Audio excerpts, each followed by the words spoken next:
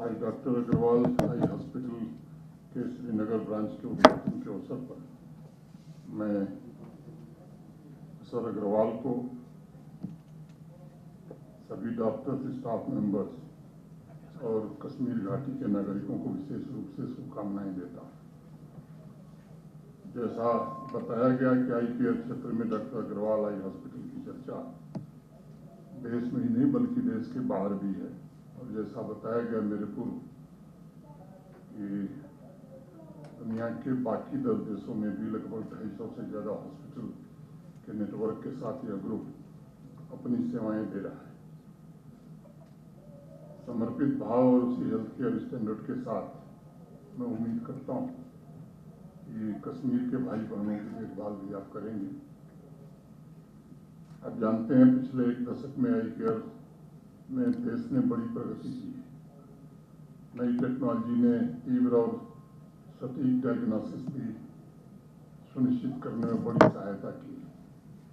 Artificial intelligence द्वारा संचालित diagnostic ने अनेक रोगों को और खासतौर से आंख की प्रॉब्लम्स के प्रारंभिक संकेत पहले ही डॉक्टर्स को उपलब्ध कराने लगे हैं।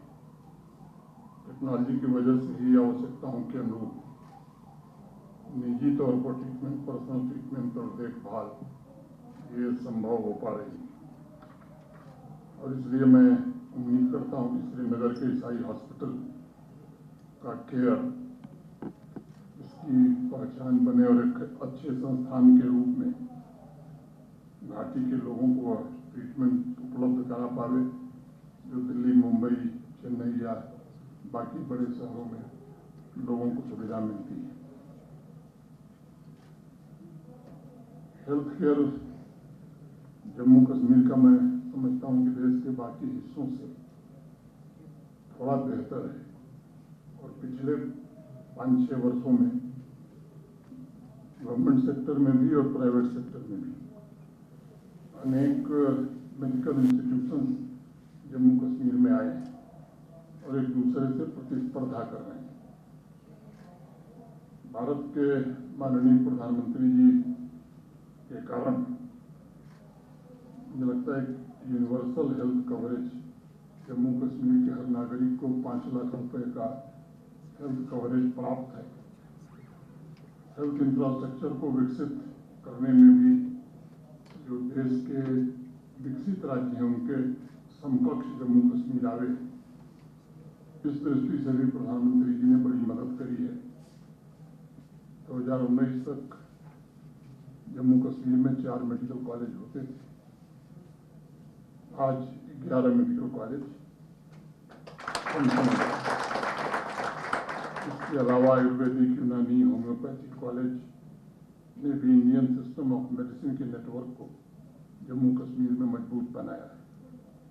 2 एम्स की स्वीकृति भी भारत सरकार ने दी, जिसमें जम्मू का एम्स फंक्शनल हो गया है और कश्मीर का एम्स अवंतीपुरा अगले साल फंक्शनल हो जाएगा।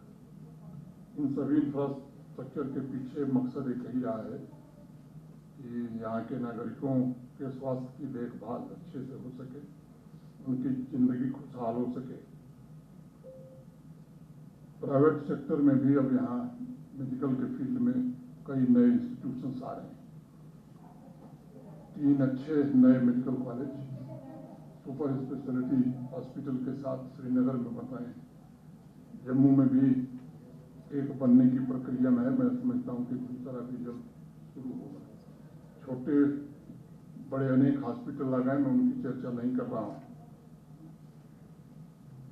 अब इसके कारण अनेक ऐसे इनिशिएटिव भी प्रशासन ने लिए हैं जिससे इमरजेंसी में लोगों को बेहतर सुरक्षा कवच प्रदान किया जा रहा है और सभी आयु वर्ग के लोगों के लिए स्वस्थ जीवन और कल्याण सुनिश्चित करने का प्रयत्न हो रहा है।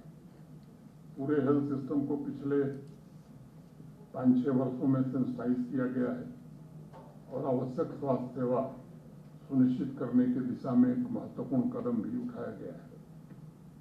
आई केयर क्षेत्र में भी doctor Agarwal eye hospital advance services के द्वारा अपना महत्वपूर्ण योगदान इस क्षेत्र में देंगे, ऐसा मैं मानता हूं। मेरा आग्रह होगा मेडिकल सेवा आवाम के सभी वर्गों के लिए सुलभ हो, ये अगर आप सुनिश्चित कर सकेंगे तो मुझे लगता है ये एक अच्छा काम होगा। और मैं चाहूँगा भी कि सेवा भाव से कश्मीर घाटी के अलग अलग हिस्सों से समय समय पर सुदूर खासतौर से बॉर्डर एरियाज में आई चेकअप कैंप्स अगर आप लगाएंगे तो अधिक लोगों तक आप पहुंच सकेंगे।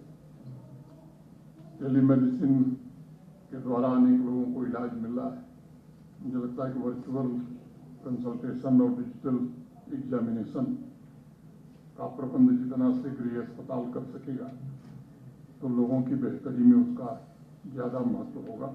मैं एक बार पुनः आप सबको बहुत बहुत शुभकामनाएं देता हूं और उम्मीद करता हूं कि अग्रवाल साहब ने जो बात कही है काम भी उसी हिसाब से होगा। धन्यवाद।